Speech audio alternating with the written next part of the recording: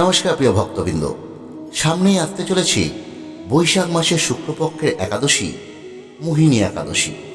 এই পবিত্র তিথিতে ভগবান বিষ্ণু মোহিনী অবতারের আরাধনা করা হয়। শাস্ত্রমতে এই ব্রত পালন করলে ভক্তের সকল পাপ ক্ষয় হয়, সকল দুঃখ দূর হয় এবং মোক্ষ লাভের পথ প্রশস্ত হয়। এই ব্রতের মাহাত্ম্য এতটাই মহান যে এই ব্রত পালনে হাজার গোদানের সমান ফল লাভ হয়। আজকের এই বিশেষ ভিডিওতে আমরা বিস্তারিতভাবে জানব 2026 সালের মোহিনী একাদশী কবে পড়েছে, সঠিক তিথি এবং সময়সূচি কী, পালনের সময় বা কী, ব্রত পালনে নিয়ম কি রয়েছে, এদিন কি খাবেন কি খাবেন না, তার সঙ্গে সঙ্গে জানব এই ব্রতে সংকল্প মন্ত্র এবং পারণ মন্ত্র। তাহলে আর দেরি না করে এবার মূল পর্বে আসা যাক। মূল পর্বে আসার আগে আপনাদের কাছে একটি ছোট্ট অনুরোধ, আপনারা যদি আমাদের এই চ্যানেলে নতুন হয়ে থাকে তাহলে অবশ্যই চ্যানেলটি সাবস্ক্রাইব করে আমাদের পাশে থাকবেন। আর কমেন্টে অবশ্যই জয় মা লক্ষ্মী, জয় শ্রী বিষ্ণু লিখতে একদম ভুলবেন না। তাহলে আসুন বন্ধুরা, প্রথমে জেনে নিই এই মোহিনী একাদশী নির্ভুল সময়সূচি। একাদশী তিথি শুরু হচ্ছে 26শে এপ্রিল বাংলার 12ই বৈশাখ রবিবার সন্ধ্যে 6টা 8 মিনিট থেকে এবং একাদশী তিথি শেষ হবে 27শে এপ্রিল 13ই বৈশাখ সোমবার সন্ধ্যে 6টা 17 মিনিটে। উদয়া তিথি অনুসারে 27শে এপ্রিল সোমবার এই একাদশী ব্রত পালন করতে হবে। পালন বা ব্রতভঙ্গের সময় থাকছে 28শে এপ্রিল সকাল 5টা 43 মিনিট থেকে 8টা 21 মিনিট পর্যন্ত। এবার আসি ব্রত পালনের নিয়মে। একাদশীর দিনে ভোরবেলা ঘুম থেকে উঠে স্নান ছেড়ে পবিত্র হয়ে ভগবান শ্রীহরির স্মরণের মাধ্যমে আপনারা এই একাদশীর দিনটি শুরু করুন। সম্ভব হলে নিকটবর্তী মন্দিরে গিয়ে ভগবানের মঙ্গল আরতিতে অংশগ্রহণ করুন। এরপর ভগবানের চরণে চন্দন মিশ্রিত তুলসী পাতা অর্পণ করে ভক্তি ভরে একাদশী পালনের সংকল্প গ্রহণ করবেন। এই সংকল্প গ্রহণের সময় আপনারা এই সংকল্প মন্ত্রটি উচ্চারণ করতে পারেন। একাদশ্যাং নিরাহার স্থিতা অহম অপরেহানি বক্ষ্যামি পুণ্ডরিকাক্ষ শরম মে ভবাচ্যুত। এই পবিত্র তিথিতে গঙ্গা বা অন্য কোনো তীর্থের জলে স্নান করা অত্যন্ত শুভ। যদি গঙ্গা স্নান করতে না পারেন তাহলে বাড়িতেই স্নান করার পূর্বে 3 বার গঙ্গা গঙ্গা গঙ্গা উচ্চারণ করে তারপর স্নান করবেন। স্নানের পর মন্দির বা গৃহমন্দির পরিষ্কার করে ভগবান শ্রীহরি এবং মা লক্ষ্মী পুজো করবেন। একাদশীর দিনে গোবিন্দের লীলাকথা স্মরণ করা এবং তার পবিত্র নাম শ্রবণ করা বিশেষভাবে ফলদায়ক। তাই ভক্তদের উচিত এই দিন যত বেশি সম্ভব হরিনাম এবং কৃষ্ণ নাম জপ করা। মনে রাখতে হবে, একাদশী ব্রতের মূল উদ্দেশ্য শুধু উপবাস করা নয়, বরং সারাদিন ভগবানের নাম স্মরণ, কীর্তন এবং ভক্তির মাধ্যমেই এই দিনটি অতিবাহিত করা।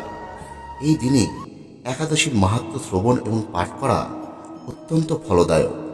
এই একাদশী মাহাত্ম্য কথা শ্রবণ বা পাঠ না করলে একাদশী পালনে কোনো ফলই পাওয়া যায় না। একাদশী ব্রত পালন করার জন্য কিছু সাত্ত্বিক নিয়ম অনুসরণ করা প্রয়োজন। শাস্ত্র অনুযায়ী আদর্শ নিয়ম হলো দশমীর দিনে একবার আহার করা, একাদশীর দিনে সম্পূর্ণ উপবাস থাকা এবং দ্বাদশীর দিনে আবার একবার আহার করা। তবে কেউ যদি এই কঠোর নিয়ম পালন করতে না পারেন তাহলে অন্তত একাদশীর দিনে উপবাস রাখা উচিত। আর তাও যদি সম্ভব না হয় তাহলে একাদশীর দিনে 5 প্রকার রবিশস্য অর্থাৎ পঞ্চরবিশস্য বর্জন করে ফলমূল বা নিরামিষ খাদ্য গ্রহণ করে ব্রত পালন করা যেতে পারে। শাস্ত্রমতে একাদশীর দিনে যে 5 প্রকার রবিশস্য গ্রহণ করা নিষিদ্ধ তা হল ধান জাতীয় সকল প্রকারের খাদ্য, গম জাতীয় খাদ্য, জব বা ভুট্টা জাতীয় খাদ্য, ডাল জাতীয় সব খাদ্য, সরিষার তেল, সয়াবিন তেল, তিলের তেল ইত্যাদি। এই পঞ্চরবিশস্যে যে কোনো একটি একাদশীতে গ্রহণ করলে ব্রত নষ্ট হয়। এছাড়াও একাদশীর দিনে বিশেষ কিছু বিধিনিষেধ মানা প্রয়োজন।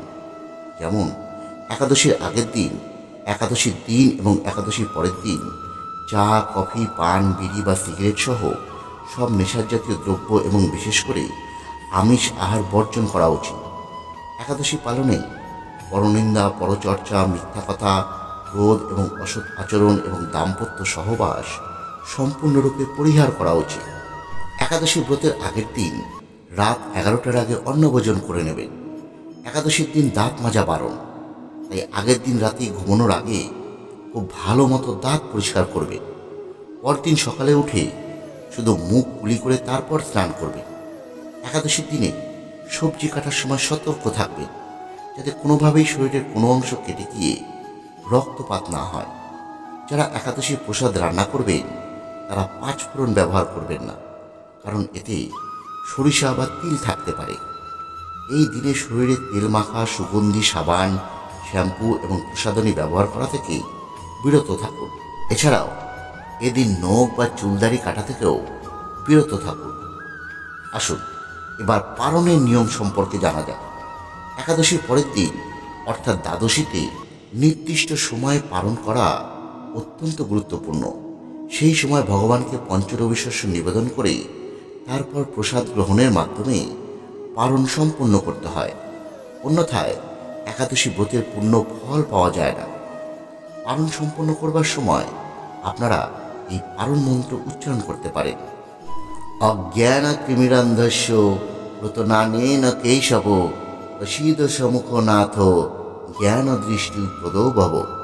প্রিয় ভক্তবৃন্দ, এবার আসি তুলসী সম্পর্কিত বিশেষ নিয়মে। একাদশীর দিনে তুলসী পাতা ছিঁড়বেন না। আগের দিন তুলসী পাতা তুলে রাখুন। এই দিনে অবশ্যই তুলসী গাছে জল দেবেন এবং তুলসী গাছ প্রদক্ষিণ করবেন। সন্ধেবেলা অবশ্যই তুলসী গাছে বাতি দেবেন। প্রিয় ভক্তবৃন্দ, মোহিনী একাদশী শুধুমাত্র একটি ব্রত নয়, এটি জীবনের পাপ থেকে মুক্তি এবং শান্তির পথে এগিয়ে যাওয়ার এক মহাসূচক। আপনারাও নিষ্ঠা করে এই ব্রত পালন করুন। ভগবান বিষ্ণু এবং মা লক্ষ্মীর আশীর্বাদে আপনার জীবন ভরে উঠুক সুখ, শান্তি এবং সমৃদ্ধিতে। আজকের এই ভিডিওটি আমরা এখানেই শেষ করছি। আবার নতুন একটি ভিডিও নিয়ে আসব। ততক্ষণ পর্যন্ত সকলে ভালো থাকবেন।